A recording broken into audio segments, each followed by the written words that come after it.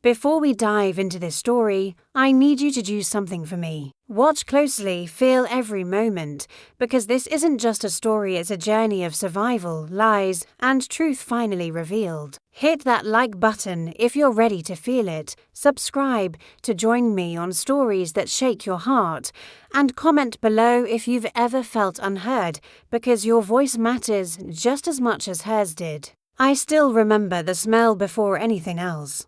Damp wood, smoke, and something metallic that stuck to my tongue when I tried to breathe. It was the night the fire started, or maybe the night it ended, depending on how you look at it. I was 8 years old, sitting on the edge of my bed, clutching a small pink flashlight that barely worked. My hands were shaking so much that the light trembled across the wallpaper, making the flowers look alive. I kept whispering, "Please believe me, please," but no one came, not then. Not when it mattered. The day had started like any other in our small town Maple Creek, 1987. Everyone knew everyone, and secrets didn't survive long. Except ours. Except the one I tried to tell. Mama was in the kitchen, humming that same old song she always hummed when she was nervous, the one that pretended to be happy but wasn't. My stepfather, Richard, had already left for work, or at least that's what he told us. He always left early, came home late, and smelled like gasoline and anger. That morning, I saw him standing by the old barn at the back of our property. He thought no one was watching, but I was. He was talking to a man I didn't know, handing him a thick envelope, brown, dirty, like the ones teachers use to hide test papers. I remember counting the steps backward, my bare feet pressing into the cold grass. I didn't understand money then, but I knew fear. And his voice, it wasn't the voice of a man talking about business. It was the voice of someone making a promise he never intended to keep. Later that day, I told Mama what I'd seen. She smiled to fast, to wide. "Sweetheart, you must have imagined it. Richard's just busy. He works hard for us." Her words were gentle, but her hands trembled when she reached for the dish towel. I saw the bruise on her wrist. A perfect oval, dark purple fading into yellow. She caught me looking and said, "It's nothing." I was clumsy again, but I wasn't stupid.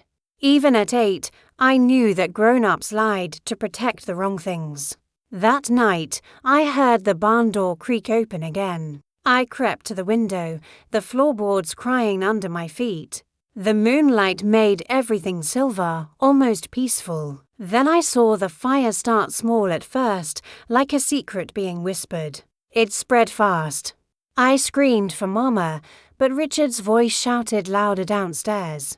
"Go back to bed," he yelled, but there was fear in his voice, not anger this time. I ran anyway, barefoot, through the smoke, my flashlight still in hand. I remember the heat hitting my face like a slap, the sound of wood cracking like bones. "Mama," I shouted. No answer, only the roar. I saw her through the kitchen door, trying to grab something from the table papers, I think. Richard was pulling her back, screaming something I couldn't understand. She looked at me, then eyes wide, desperate and mouthed, "Run." I froze. And then the ceiling groaned above us. The next sound was the sound of the world breaking. When I woke up, it was quiet. Too quiet. The kind of silence that hurts your ears. My skin smelled like smoke and ashes, and my legs burned when I tried to move. A firefighter found me under the porch, clutching my flashlight. "You're safe now," he said, but he didn't know the truth. I wasn't safe, not yet, because I remembered what I'd seen and no one wanted to believe a little girl. The news said it was an accident. Faulty wiring, they claimed. Nothing anyone could have done. The words played on the small black and white TV at the hospital as I lay there, wrapped in sheets that smelled like disinfectant and burnt plastic. My legs were covered in bandages, and every time I moved, it felt like 1,000 needles pushing through my skin. They said Mama didn't make it out. They said Richard tried to save her. And for weeks, that lie was the only thing anyone wanted to hear. No one asked me what I saw. When I tried to tell them, the nurses would give me that look pity mixed with exhaustion and say, "You're in shock, sweetheart. Try to rest. As if rest could erase the image of flames crawling up the walls like monsters hungry for her voice. As if closing my eyes could silence the sound of Richard shouting her name while holding that same brown envelope I'd seen him give away days before. After the funeral, he took me home. Our home, he said, with a smile that didn't fit his face. The ashes had been cleared, and he'd already started rebuilding. He said it was what Mama would have wanted. But he never mentioned her name again after that day. Not once. The new house smelled like fresh paint and lies. I was 8, but something in me had already stopped being a child. The years that followed felt like living under someone else's shadow. Richard controlled everything: what I ate, what I wore, who I spoke to. Every morning, he'd leave a note on the table, school at 8. No talking about the fire. Every night, he'd pour himself a drink and stare out the window at the empty field where the barn used to be. Sometimes he'd mutter things under his breath, names, numbers, things that didn't make sense. I started keeping a notebook hidden under my mattress. I wrote down every word I heard, every name, every lie. At school, they whispered, "That's the girl from the fire." Some said I'd started it. Others said I was cursed. I stopped talking altogether for almost a year. The teachers called me withdrawn. The counselors said I was processing trauma, but I wasn't processing, I was remembering. Every day, a new detail surfaced: the envelope, the stranger's face, the look Mama gave me before the ceiling fell. It was like a film stuck on repeat, and I was the only one who knew it wasn't fiction. By the time I was 13, Richard started taking me to his meetings. Old men in pressed suits, sitting around tables covered in cigars and cheap whiskey. They'd pat my head and call me the quiet one. I was invisible to them, and that made it easier to listen. That's when I started to understand what the envelope really was. It wasn't about money. It was about silence. It was about keeping something buried under ashes, something bigger than the fire. One night, after one of those meetings, Richard came home drunk. He stood in the doorway of my room, his silhouette blocking the hall light. "You should be grateful," he slurred. "You've got a roof, food, a name. Your mother wanted that." I wanted to scream, but the words wouldn't come. Instead, I stared at the scar on his hand, the one that had always bothered me. A burn mark, deep and ugly, shaped almost like the corner of an envelope. That's when I knew. He'd been there. He hadn't tried to save her. He'd tried to save whatever secret that envelope carried. From that night on, I planned. Every good memory I had of Mama became fuel. Every lie Richard told became a clue. I watched him age, watched the lines on his face deepen, watched the fear behind his eyes grow whenever the subject of the fire came up. And I waited. I waited for the right moment to open the truth he'd buried. It would take me another 10 years. 10 years of silence, control, and pretending to be the obedient daughter he'd molded from ashes. But deep down, I knew one day I'd make them all listen. And when that day came, they'd finally believe the little girl no one had trusted. It happened in the spring of 2000. I was 21, working at a diner just outside Maple Creek, the kind of place where the coffee never tasted fresh and the jukebox only played songs about leaving town. I had managed to save almost $900, enough to dream, not enough to escape. Richard was getting older then, but not weaker. He'd traded his heavy hands for quieter weapons: guilt, control, manipulation. Every phone call, every visit carried a reminder that I owed him. That night, I came home to find him sitting at the kitchen table with a half-empty glass of bourbon and a folder spread open before him. He looked up and smiled, the kind of smile that never reached his eyes. "You're good with numbers, aren't you?" he asked. I hesitated. "I manage the cash register, that's all." He slid the folder toward me. Inside were papers, contracts, bank statements, deeds, all with his name and someone else's scrawled beside it. "I need you to sign something," he said. It was an insurance form for the land the fire had once devoured. Except the value printed at the bottom, $240,000, wasn't real. The property had been sold 3 years after the fire. I remembered the man's name, to the same one from the meeting when I was 13. Richard leaned back in his chair, swirling the bourbon. "You're my next of kin. It'll make the paperwork cleaner. Just sign, and I'll take care of the rest." I stared at the paper, my hands cold. "Why me?" he shrugged. "Because family helps family. Because you owe me for raising you when no one else would." I almost laughed. Raising me? He'd starved me of truth, not food. But I stayed quiet.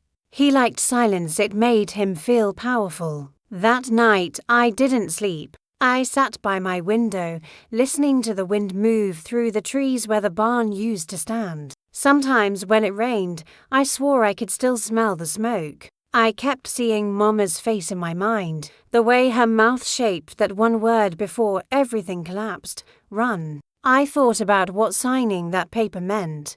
It wasn't just fraud, it was a final burial. It meant letting him win. The next morning, I told him no. He didn't shout. He didn't even blink.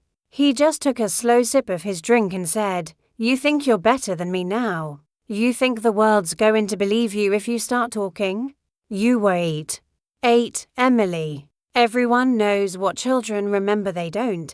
That broke something inside me. The way he said my name, the way he twisted it into a weapon. I realized then that he wasn't asking me, he was testing me. He wanted to see if I'd still bend.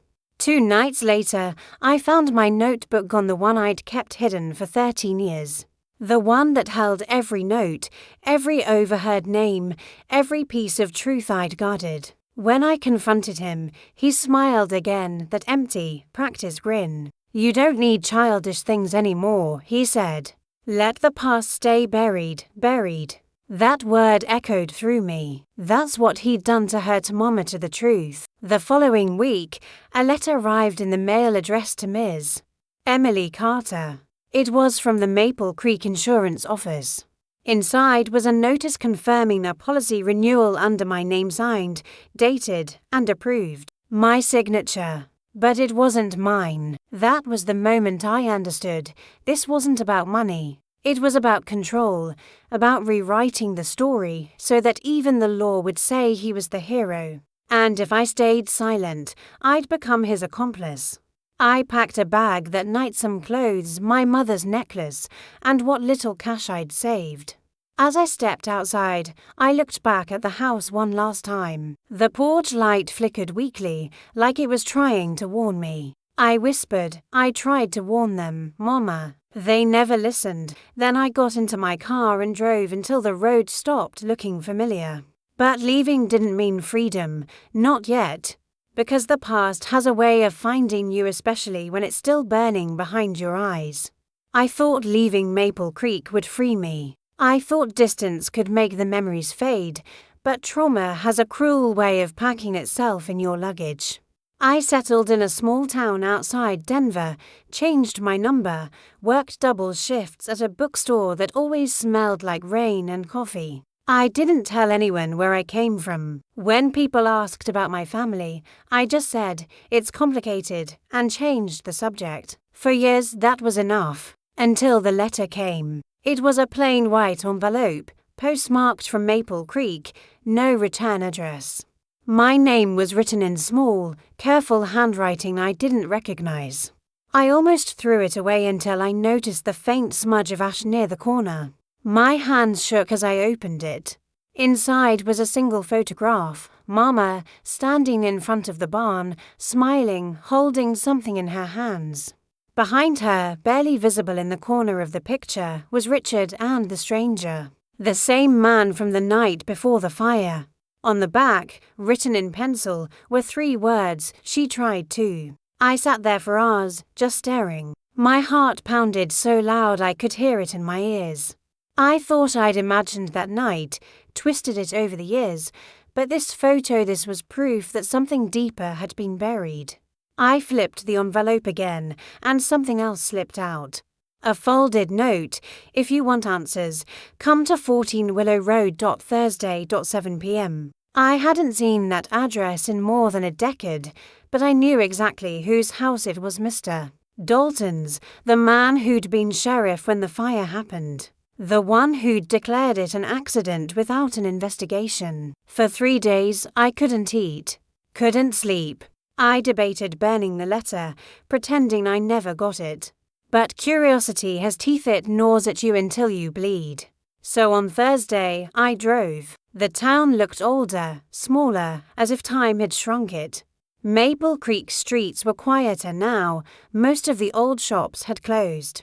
The only thing that hadn't changed was the air, the heavy stillness, the way people's eyes lingered too long. When I reached Willow Road, my chest tightened. The porch light of Dalton's house was on, casting long shadows across the yard. I knocked once.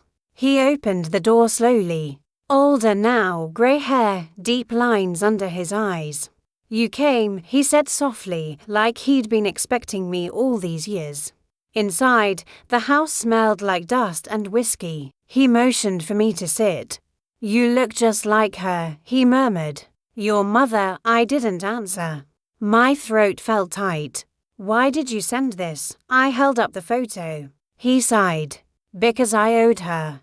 I owed both of you." He reached into a drawer and pulled out another envelope, aged, wrinkled, sealed with a strip of brittle tape. My stomach flipped.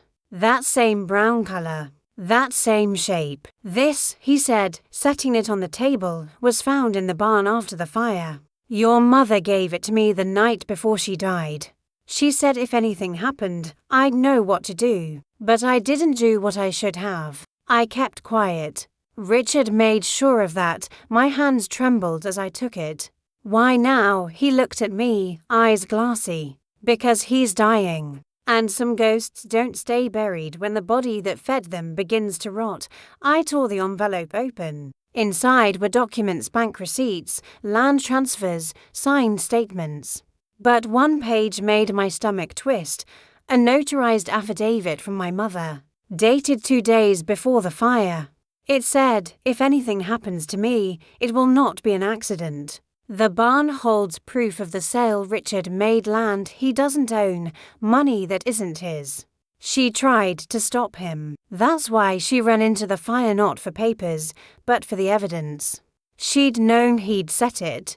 And she'd left me the warning in the only way she could, in her eyes, that one last look before everything fell apart. Dalton's voice broke through my thoughts. I tried to make peace with it, but when he started that new claim with your name on it, I knew you were next. You needed to know what you were dealing with. I felt dizzy. The room seemed to tilt. "So all these years you knew," he nodded, shame flooding his face. I told myself I was protecting the town, but I was protecting myself. "He paid me off, Emily. We all have our prices." I left without another word, the envelope clutched to my chest. Outside, the night air cut sharp against my skin. I looked up at the stars, the same ones that had hung above the fire when I was 8. The same ones that had watched me try to warn them. And for the first time in years, I didn't feel like a scared child. I felt like someone about to strike a match. I didn't sleep that night. I sat on the edge of the motel bed, the brown envelope open beside me, the papers spread out like ghosts laid to rest. My fingers traced Mama's handwriting again and again until the ink blurred. The air conditioner hummed softly in the background, but my mind roared with questions that had no end. Every detail, every memory I'd buried came clawing back: the way Mama used to pause before saying Richard's name, how she never called him your father, just him. I thought it was grief. Now I wasn't so sure. By sunrise, I'd read the documents a dozen times. That's when I noticed something strange. Tucked between 2 property deeds was a birth certificate, mine. Except the date wasn't right.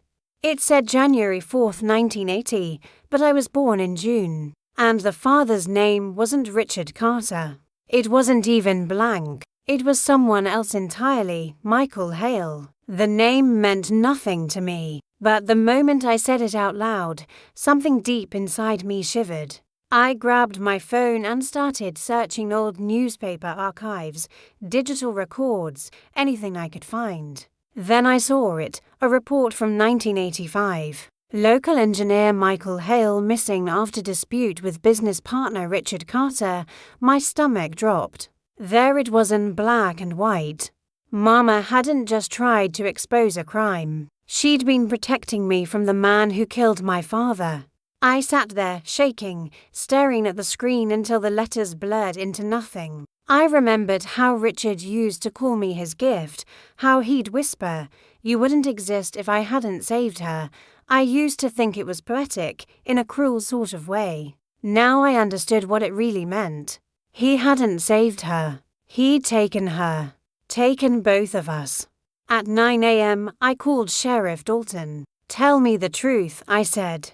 My voice was low, shaking but sharp. "Who was Michael Hale?" Silence. Then a sigh that sounded like confession. "He was your mother's partner. They worked on land development deals together before Richard came around. Your father found out about some illegal contracts. Richard was hiding money that went missing, land that didn't exist. He confronted him, and then he vanished. Nobody. No investigation. Your mother tried to dig into it, but Richard married her before she could." My chest felt tight, like my ribs were closing in. "So she married her husband's killer. She might not have known it at first," Dalton said softly. "But by the time she realized, it was too late. And when she tried to go to the police, Richard came to me, paid me to shut the case down." I hung up before I could scream. The room spun, the air thick with betrayal. Every memory of him flashed through me like broken glass. His voice, his hand on my shoulder, his pride in raising me. I wanted to tear off my own skin. But after the anger came clarity. Slow, cold. Purposeful. I drove back to Maple Creek that afternoon, the envelope seat belted beside me like a fragile passenger. I stopped outside the cemetery first. Mama's grave was covered in weeds, the letters on her headstone almost faded away. Lena Carter, 1955 to 1987. Loving wife and mother. I crouched beside it, brushing the dirt away. "You weren't his wife," I whispered. "And I wasn't his daughter." For a long time, I just stayed there, listening to the wind through the trees. Then I took out the affidavit, folded it carefully, and slid it under a loose stone at the base of her grave. "You tried to warn them," I said softly. "Now I will." As I stood to leave, something caught my eye. A car parked at the edge of the lot. Dark grey, the engine idling. I recognized it instantly. The license plate. The dent on the side. Richard's car. He was watching me. I felt his gaze before I saw his face. He didn't get out, didn't call my name, just sat there, cigarette glowing through the windshield. I felt no fear this time, only a stillness I'd never known before. I looked straight at him, holding his stare until he flinched first. Then I walked away, slow and deliberate, each step louder than the last. By the time I reached my car, he was gone, but I knew what that meant. He'd seen the envelope in my hands. He knew I knew. That night, I checked into a motel under a different name. I didn't call anyone, didn't sleep. Instead, I began to write everything. Every memory, every fact, every date, every conversation I'd overheard as a child. I scanned the papers, uploaded them, saved them in drives and emails, hidden behind passwords he'd never guess. For the first time since I was 8, I felt power. Real power. But power, I'd soon learn, has its own price, and Richard wasn't done trying to collect. He called 3 days later. I was in a diner just outside Boulder, the same kind of place I'd worked at years ago. Greasy smell of bacon, the hum of tired voices, the same hollow clink of ceramic cups. My phone vibrated on the counter. I didn't recognize the number, but when I heard the first breath on the line, I knew. "Emily," he said. Just my name, calm. Almost tender. I froze. The air around me seemed to thin. How did you get this number? If you're still with me, pause for a moment. Take a breath and imagine being trapped in her world, unheard for years, fighting to survive the lies around you. If this story touches you, don't forget to like and share. It helps others hear these truths too. And subscribe now to follow the journey as it unfolds, because the most shocking revelations are still ahead. He chuckled softly, that same low sound I used to hear through the walls at night. Before the shouting, you forget who taught you how to disappear. My hand tightened around the phone. You didn't teach me anything. I survived you. There was a long pause.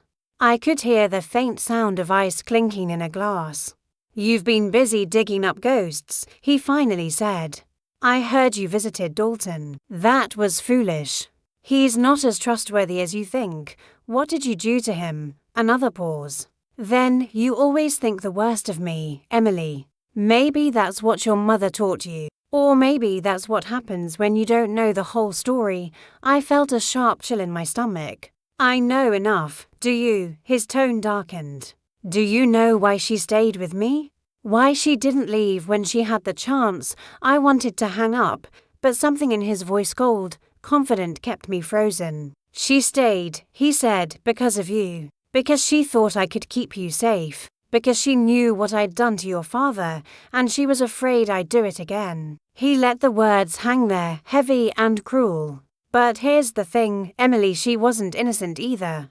You think she told you the truth. You think she never lied to you. I swallowed hard.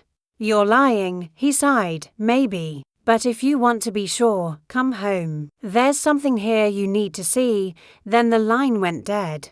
I sat there for a long time, the noise of the diner fading into nothing. Come home. Those words felt like a trap, but also like a thread I couldn't ignore. That night, I checked into a motel outside Maple Creek again. I told myself I was just going to watch the house, not go inside. But curiosity and anger share the same blood. They push you toward fire even when you know it'll burn you. The house looked smaller than I remembered, but colder. The paint was peeling, the porch light flickered like it was running out of willpower. I parked a few blocks away and walked the rest of the distance. Every step brought back the ghosts of footsteps from years ago.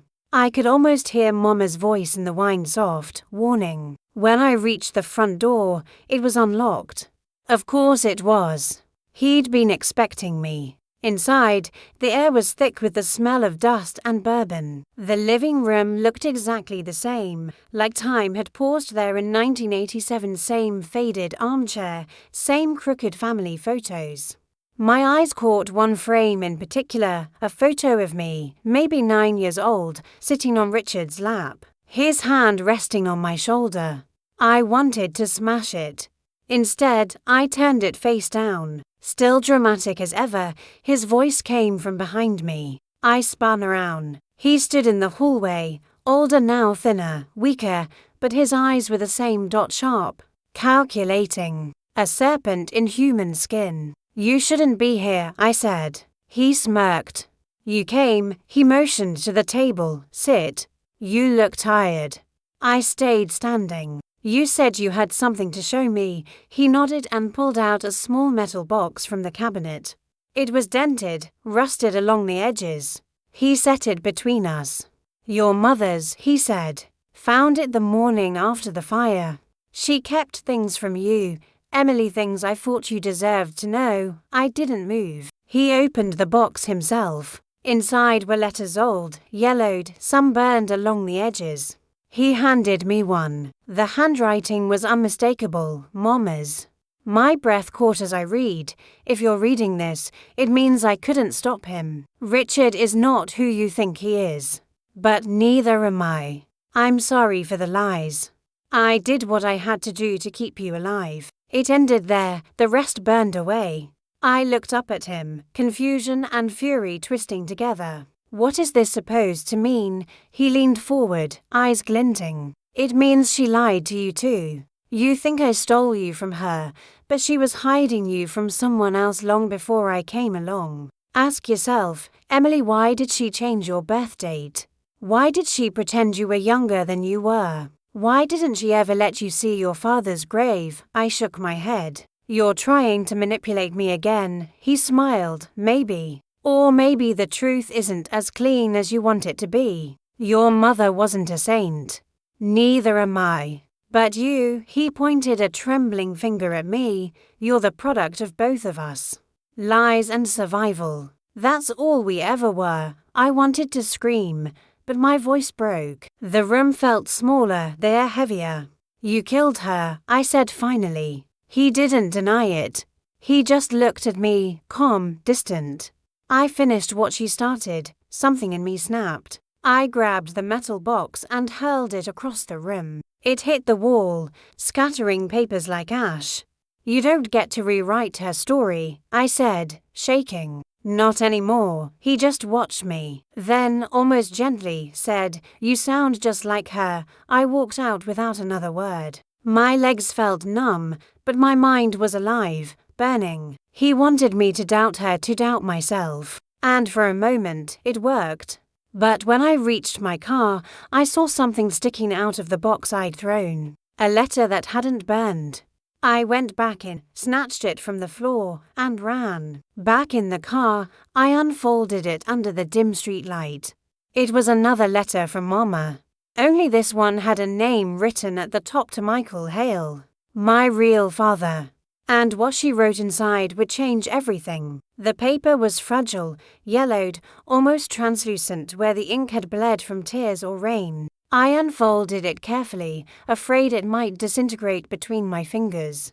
It smelled faintly of smoke, like it had waited all these years in the dark, breathing in the same ashes that birthed my nightmares. The top line, in Mama's familiar handwriting, read, To Michael Hale, if this ever finds you. My pulse quickened. I started reading. You were right. About everything. Richard isn't who he says he is. I thought I could control him, expose him, but I was wrong. He's dangerous, Michael. More than I ever imagined. He knows about the land deal, the missing funds, and about you, about us. I think he knows that Emily isn't his. I stopped breathing. The words blurred for a moment, then came back into focus like a knife being drawn out of fog. I told him she was born early. I changed the record so he wouldn't ask questions.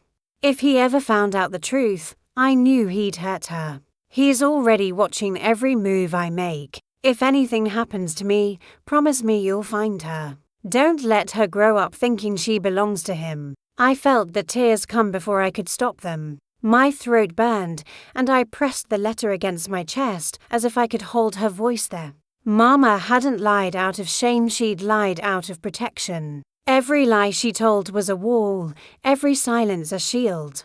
And Richard had broken through all of them. At the bottom of the letter was something else, written hastily, the handwriting shaky. If you're reading this, Emily, it means he found me first. But you have his eyes, Michael's eyes. Don't let Richard take that from you too. That last line shattered something in me. All my life, Richard had said I had his eyes. Every compliment, every twisted word of affection was another chain he wrapped around me. Now I realized he'd been claiming something that was never his to own. My blood, my name, my story, they were never his. I looked up through the windshield at the house. His light was still on upstairs, a thin beam cutting through the curtains. He was probably sitting in that same armchair, waiting for me to come back in broken, doubting, like always. But I wasn't that 8-year-old girl anymore. I was the daughter of the man he'd erased and the woman he'd destroyed, and now I had proof. I spent the next 3 days gathering everything I could. The affidavit, the forged insurance papers, Mama's letters. I made copies, scanned them, sent them to an old friend who worked for a small-town paper in Denver. I didn't tell her the whole story, just enough to make her understand that someone's life and death had been rewritten. By the 4th night, I drove back to Maple Creek one last time. The town was sleeping, the streets empty, but the house glowed faintly in the distance like a wound that never closed. I parked across the road and sat there, engine off, watching. At 11:47 p.m., the porch light turned off. Then I saw him through the window, moving slowly, dragging something heavy toward the fireplace. The metal box. My chest tightened. He was burning the evidence. I got out of the car before I could think. My footsteps were almost silent on the wet grass. I reached the door. It was locked this time. Through the window, I saw flames rising again, flickering against his face, older now, ghostly. It looked almost like that night all over again, the fire, the fear, the helplessness. Except this time, I wasn't the one trapped inside. He saw me. Our eyes met through the glass. For a moment, neither of us moved. Then he laughed, a dry, brittle sound that broke into a cough. "Go on," he shouted, voice muffled by the glass. Tell them your father was a criminal too. You think you're pure. You think she didn't lie to you." I didn't answer. I just stood there, watching the smoke curl around him, watching the monster shrink before the same fire he'd once used to destroy us. He stumbled toward the window, his face red with heat and fury. "You can't erase me," he shouted, but I already had. I turned and walked away as the glass shattered behind me. The sound was sharp, final, a door slamming on the past. By the time I reached my car, the house was engulfed.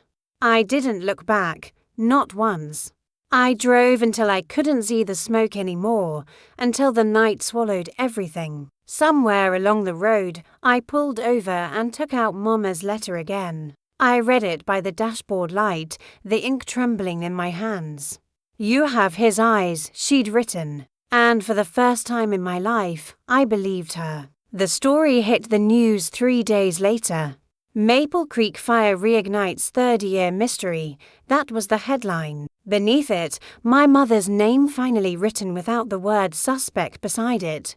I sat in the corner of a cheap motel room outside Denver, watching the morning broadcast with my coffee gone cold. The footage showed the ashes of that house, the reporters circling like vultures, the sheriff speaking carefully into microphones. They said it looked accidental. They said no foul play was suspected. They said the man inside, Richard Hale, died instantly. I turned the volume down and let the silence hum. I thought I'd feel relief, maybe even triumph, but all I felt was hollow.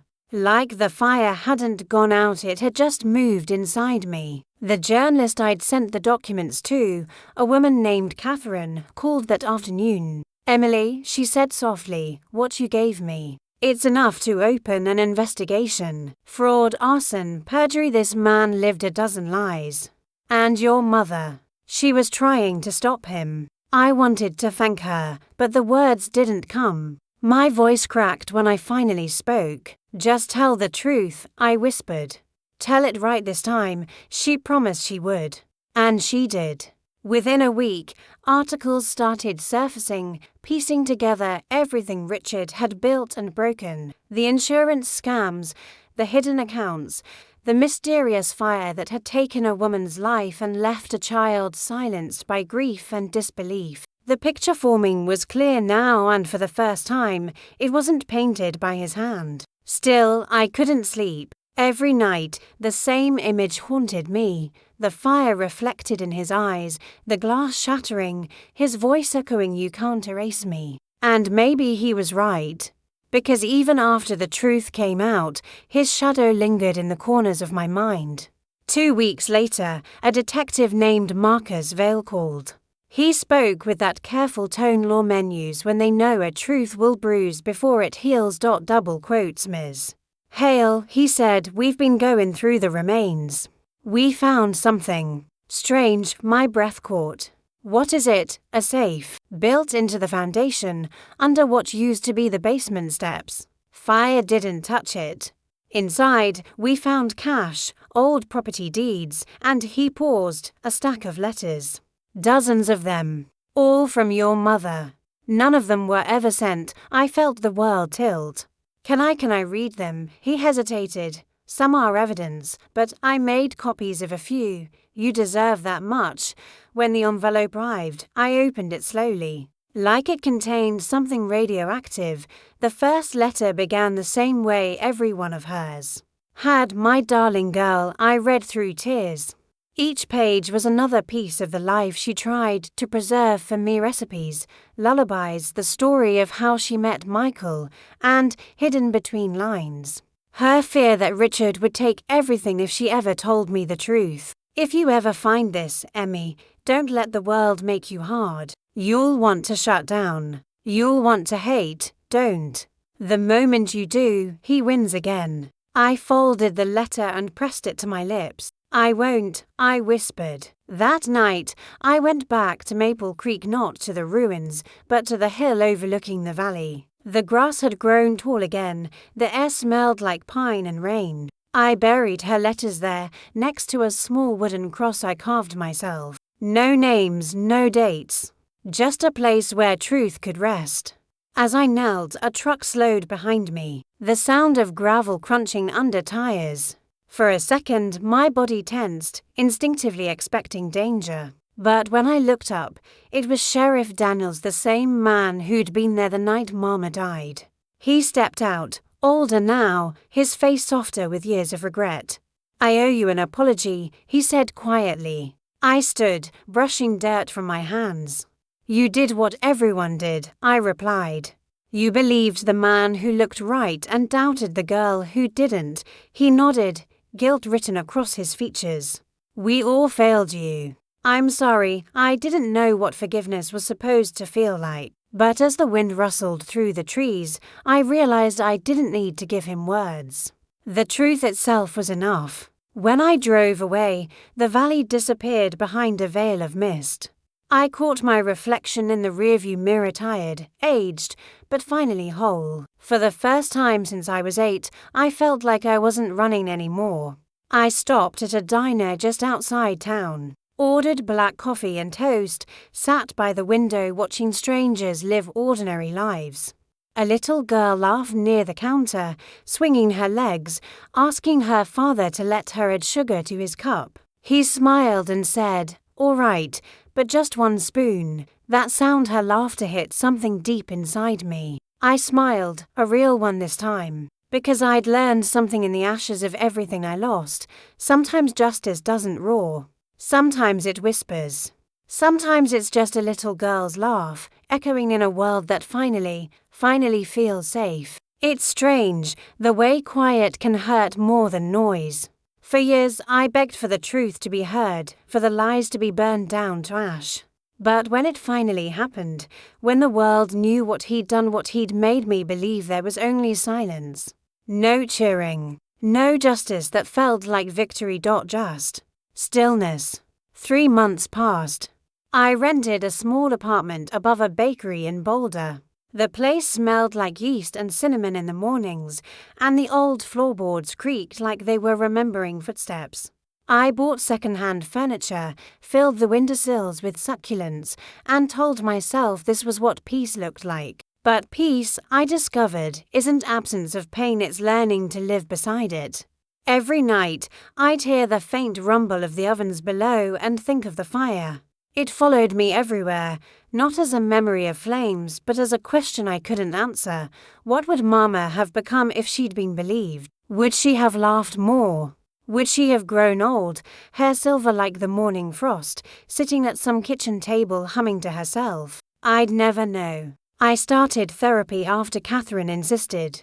The first few sessions were brutal. My therapist, Dr. Patel, had that calm, unwavering tone that made it impossible to hide behind half-truths. One day, she asked, "What would you say to the little girl who tried to warn everyone?" I froze. My throat locked up.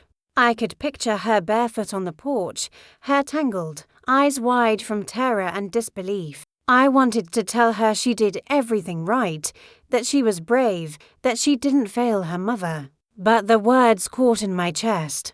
"I'd tell her I'm sorry," I whispered instead. Dr. Patel nodded. And what would she say back? I didn't answer. I couldn't.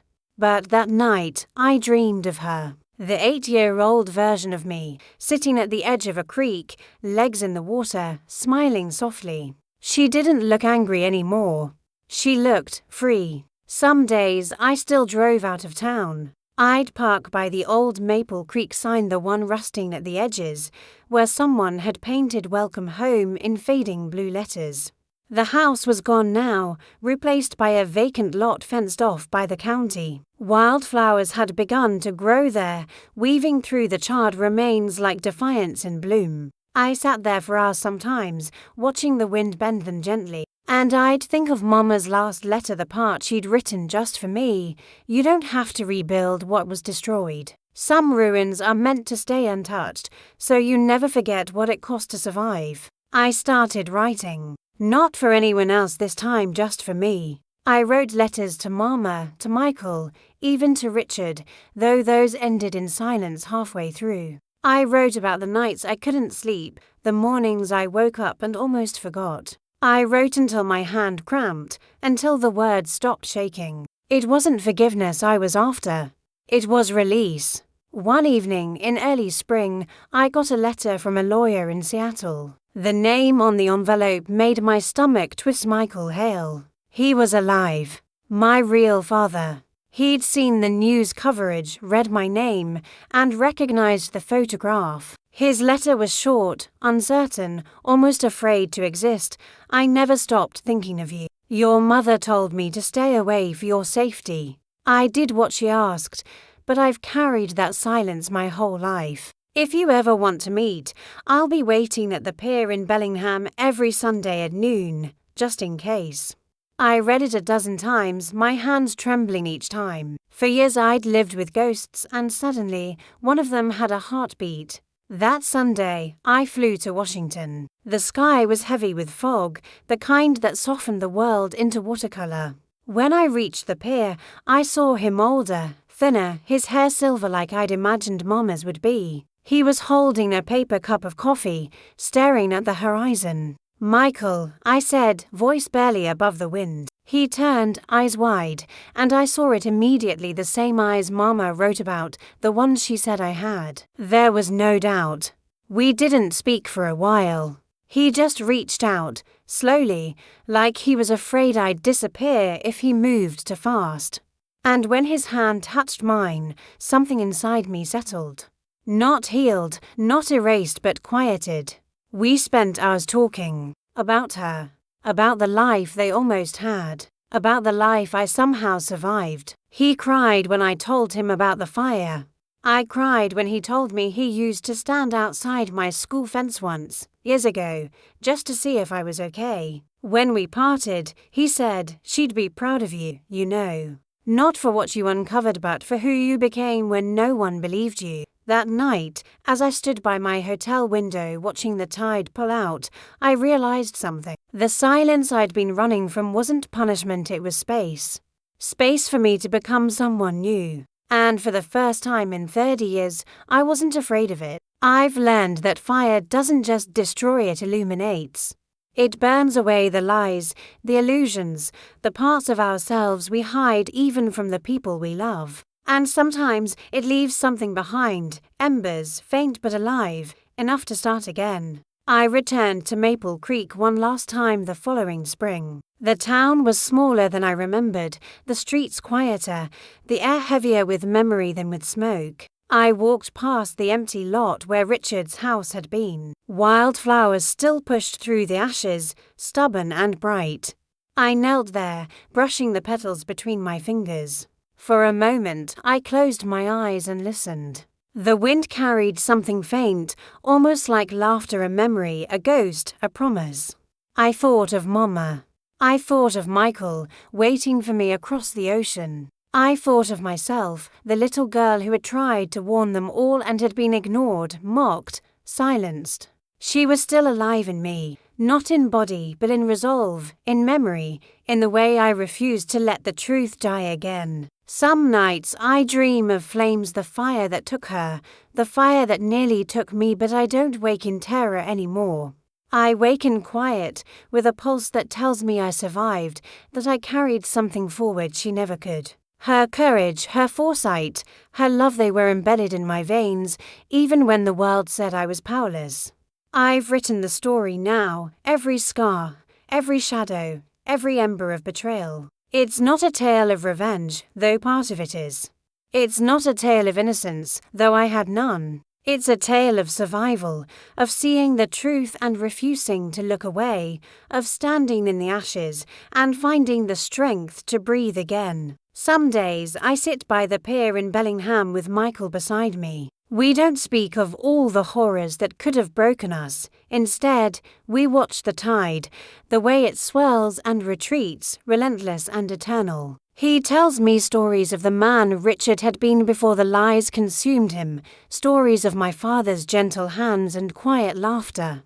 And I let myself believe that some of the past can be carried forward not as chains, but as lessons. I don't think about Richard anymore, except as a warning. I don't fear the shadows he left behind, because the light I carry now is stronger. And every time I see a little girl laughing, swinging her legs to high at a diner counter, or a mother's hand brushing her child's hair back, I remember that some truths are more powerful than fire. I am not the girl who screamed and no one listened. I am not the child trapped by fear, or the daughter of a man who called himself my savior. I am the woman who held the embers in her hands, who let them warm her instead of burning her. And I will carry them carefully for the rest of my life, because the past is ash, but the future is flame. And for the first time in my life, I am ready to burn bright.